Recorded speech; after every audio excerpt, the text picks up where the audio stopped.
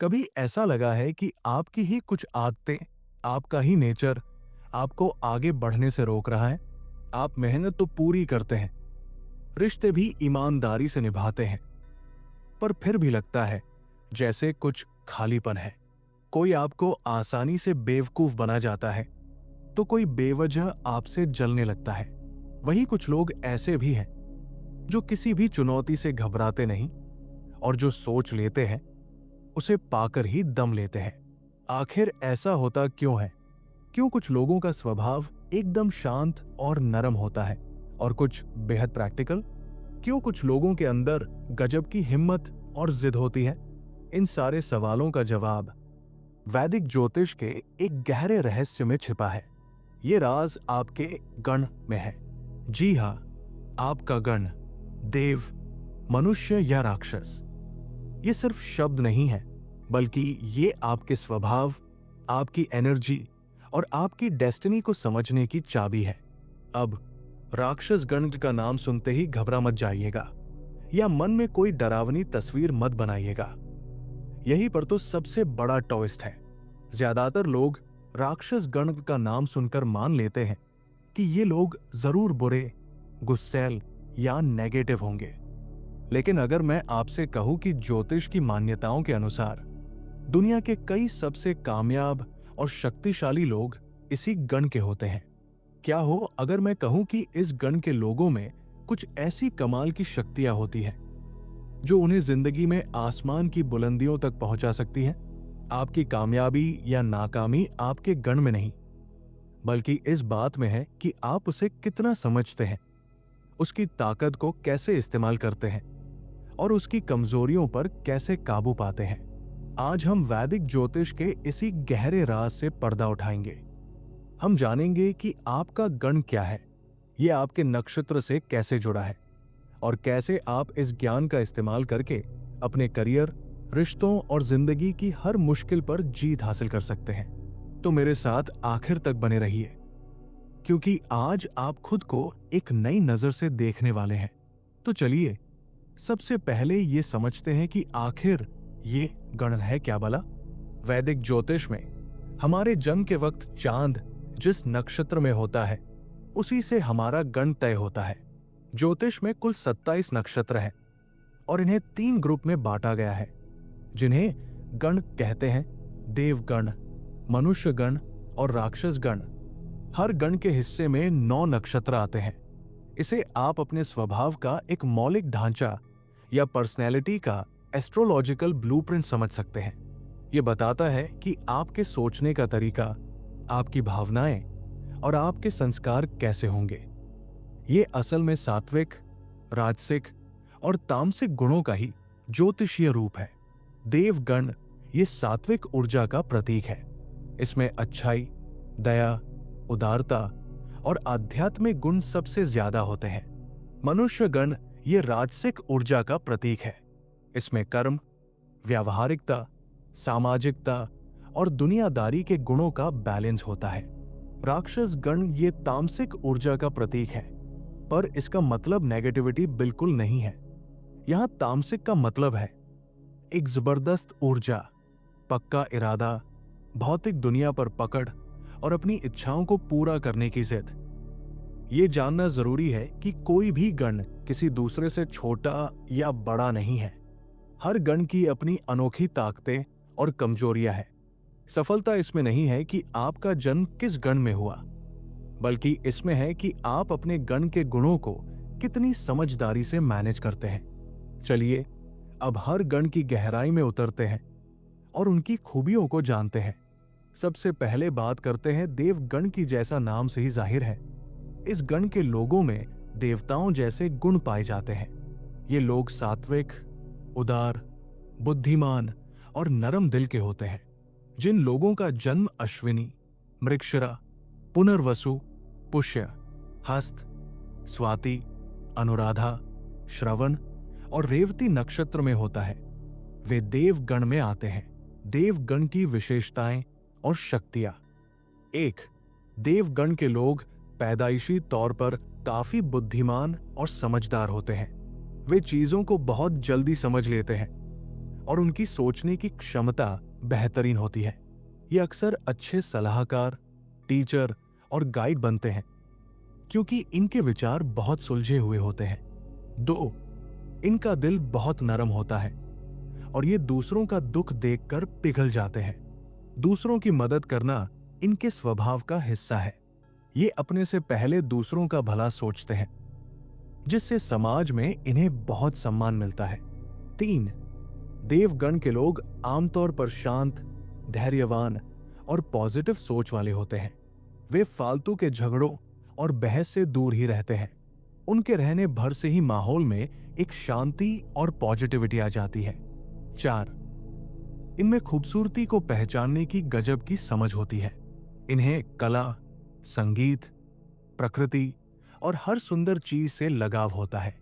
इनका रहन सहन और इनके विचार दोनों में एक नजाकत झलकती है। लेकिन हर सिक्के के 2 पहलू होते हैं। जहां देवगण में इतने अच्छे गुण हैं, वहीं उनकी कुछ कमजोरियां भी हैं जो उनके रास्ते का रोड़ा बन सकती हैं।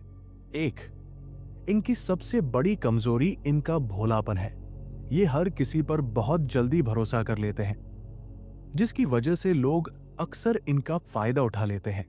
ये दुनिया को अपनी ही तरह शरीफ समझ बैठते हैं और धोखेबाजों को पहचान नहीं पाते। 2, कई बार इनके ऊंचे आदर्श असल दुनिया की कठोर सच्चाई के सामने टिक नहीं पाते। ये अपने सिद्धांतों से इतने बंधे होते हैं कि प्रैक्टिकल फैसले लेने में चूक जाते हैं, खासकर बिजनेस और करियर की दुनिया में जहां थोड़ी बहुत चतुराई जरूरी होती है। 3, ये टकराव और लड़ाई झगड़े से बचते हैं। ये आदत पर्सनल लाइफ के लिए तो अच्छी है, लेकिन प्रोफेशनल लाइफ में उन्हें पीछे कर सकती है। वे अपने हक के लिए लड़ने या कोई कड़ा फैसला लेने से हिचकिचाते हैं। देवगण के लोगों के लिए वो करियर बेस्ट है जहां बुद्धि, सलाह, सेवा और क्रिएटिविटी की जरूरत हो, जैसे टीचर, प्रोफेसर, लेखक, डॉक्टर, सलाहकार, आर्टिस्ट, डिजाइनर, आध्यात्मिक गुरु। उन्हें ऐसे बिजनेस से बचना चाहिए जहां बहुत ज्यादा कठोरता, धोखा या गलाकाट कंपटीशन हो। उनकी सफलता का मंत्र है अपनी बुद्धि और दया के बीच बैलेंस बनाना। उन्हें यह सीखना होगा कि दुनिया में अच्छे लोगों के साथ साथ चालाक लोग भी हैं। उन्हें अपने मूल स्वभाव को खोए बिना थोड़ा प्रैक्टिकल बनना और अपने हितों की रक्षा करना सीखना होगा। अब आते हैं दूसरे गण पर, मनुष्यगण। ये लोग देवगण के आदर्शवाद और राक्षस गण की जिद के बीच एक पुल का काम करते हैं।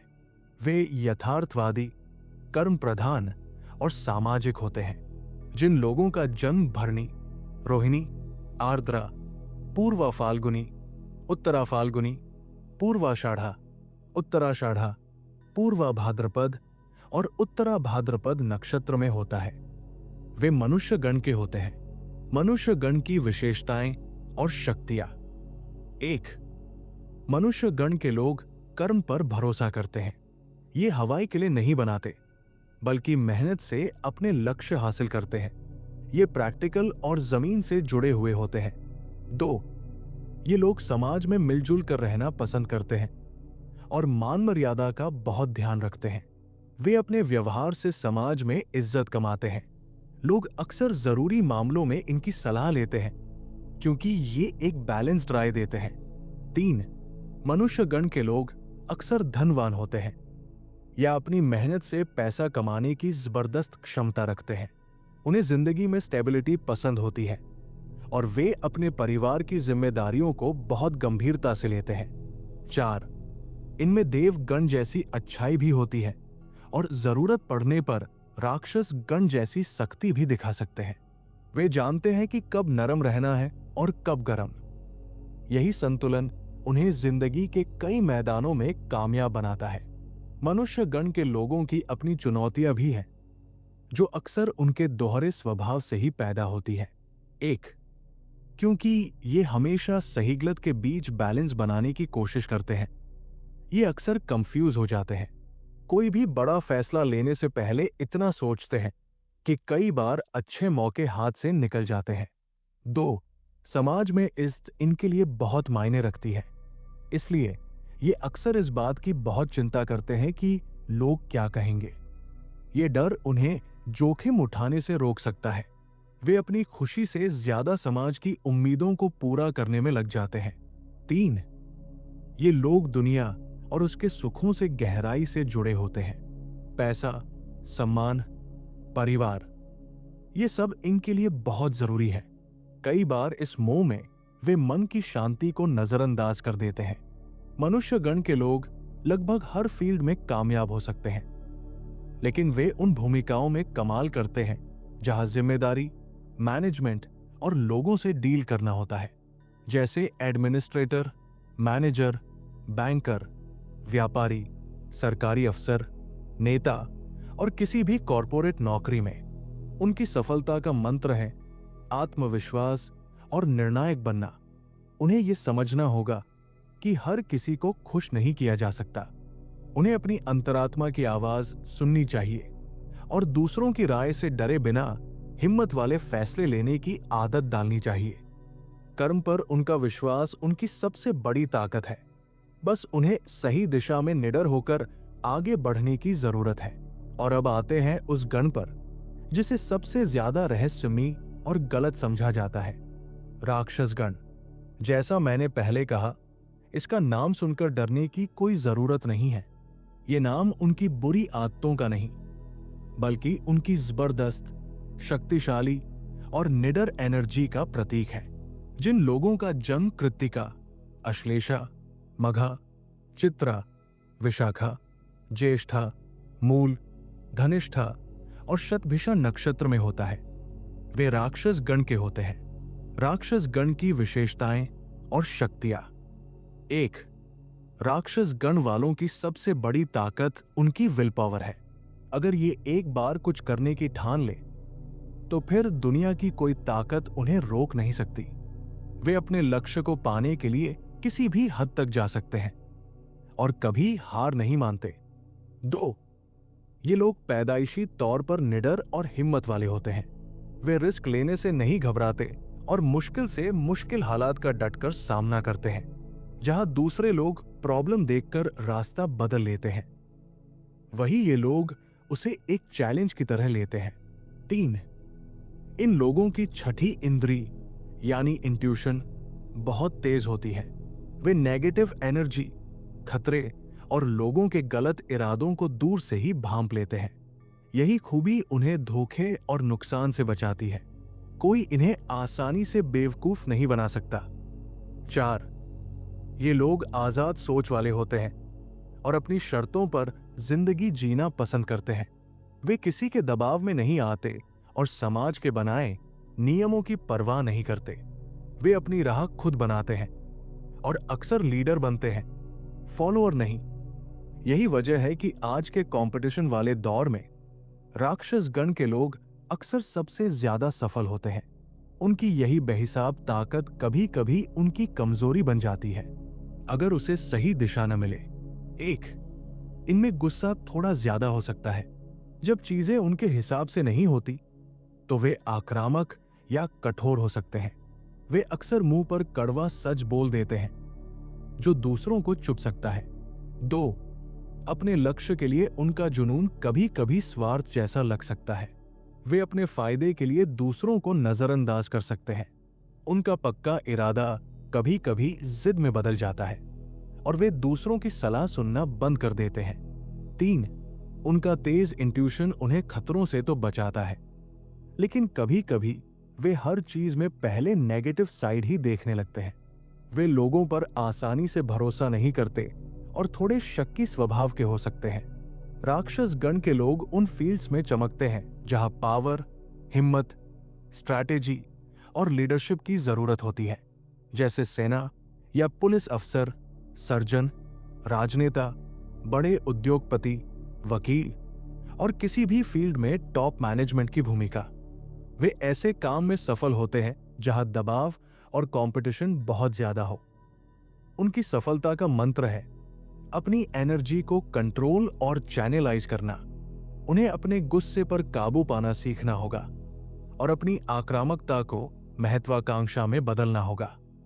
उन्हें सहानुभूति और टीम वर्क का महत्व समझना होगा।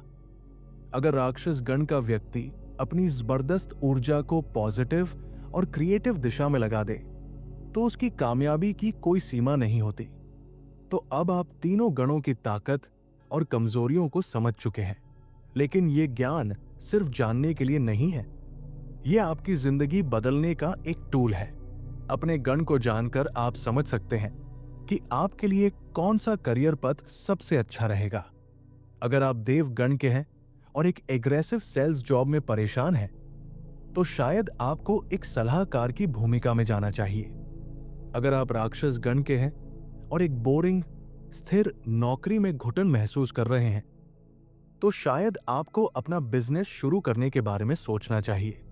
ज्योतिष में शादी ब्याह के लिए गण मिलान को काफी अहमियत दी जाती है। ऐसी मान्यता है कि एक जैसे गण जैसे देव देव, मनुष्य मनुष्य, राक्षस राक्षस का विवाह सबसे अच्छा होता है, क्योंकि स्वभाव मिलता जुलता है। देव और मनुष्य गण का मेल भी अच्छा माना जाता है, लेकिन देव गण और राक्षस गण के विवाह को टालने की सलाह दी जाती है, क्योंकि उनके स्वभाव और सोच में जमीन आसमान का अंतर हो सकता है, जिससे तालमेल बिठाना मुश्किल होता है। वहीं मनुष्य गण के लोग देव और राक्षस दोनों के साथ निभा सकते हैं, क्योंकि उनमें संतुलन बनाने की क्षमता होती है।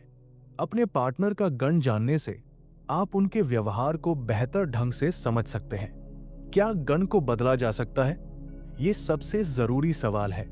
आपका गण आपके जन्म के नक्षत्र पर आधारित है और वो नहीं बदल सकता, लेकिन आपका व्यवहार और आपकी सोच जरूर बदल सकती है। आध्यात्मिक और मनोवैज्ञानिक नजरिए से आप अपने गण के गुणों को सुधार सकते हैं। एक राक्षस गण का व्यक्ति ध्यान और दया का अभ्यास करके अपने गुस्से पर काबू पा सकता है और अपनी ऊर्जा को अच्छे कामों में लगा सकता है।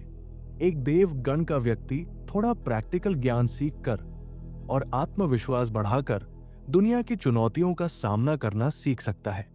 एक मनुष्य गण का व्यक्ति आध्यात्मिक अभ्यास से दुनियादारी के मोह से ऊपर उठकर ज्यादा साहसी और निर्णायक बन सकता है। आपका गण आपकी शुरुआत है, आपकी मंजिल नहीं। यह आपके स्वभाव का एक नक्शा है, लेकिन उस नक्शे पर आप कैसी इमारत खड़ी करते हैं, ये आपके कर्मों और आपकी चेतना पर निर्भर करता है। तो बात साफ है, आपका गण देव, मनुष्य या राक्षस आपकी नाकामी का कारण नहीं, बल्कि आपकी अनोखी ताकत का राज है। यह आपकी पर्सनैलिटी का वो मैप है जो आपको बताता है कि आपकी नेचुरल शक्तियां कहाँ है और आपको किन कमजोरियों पर काम करने की जरूरत है। देव गण वाले अपनी दया और बुद्धि से दुनिया को बेहतर बनाते हैं। मनुष्य गण वाले अपनी मेहनत और संतुलन से समाज को स्थिर रखते हैं, और राक्षस गण वाले अपनी हिम्मत और जिद से नामुमकिन को मुमकिन बनाते हैं। सफलता किसी एक गण की जागीर नहीं है। सफलता उसे मिलती है जो खुद को जानता है, अपनी ताकत को अपनाता है और अपनी कमजोरियों को अपनी शक्ति में बदलने की लगातार कोशिश करता है। तो अब आपकी बारी। ज्योतिष की मदद से अपना गण पता कीजिए और नीचे कमेंट्स में हमें बताइए, क्या इस विश्लेषण ने आपको अपने या किसी अपने के व्यवहार को समझने में मदद की? अपने अनुभव हमारे साथ जरूर शेयर करें। अगर आप इस प्राचीन ज्ञान से अपनी असली क्षमता को पहचानना चाहते हैं और खुद को बेहतर समझने के इस सफर को जारी रखना चाहते हैं, तो इस वीडियो को लाइक करें, अपने दोस्तों और परिवार के साथ शेयर करें, और ऐसे ही ज्ञान भरे वीडियो के लिए हमारे चैनल पाथ ऑफ ज्ञान को सब्सक्राइब करना न भूलें। याद रखिए, खुद को जानना ही सबसे बड़ी शक्ति है।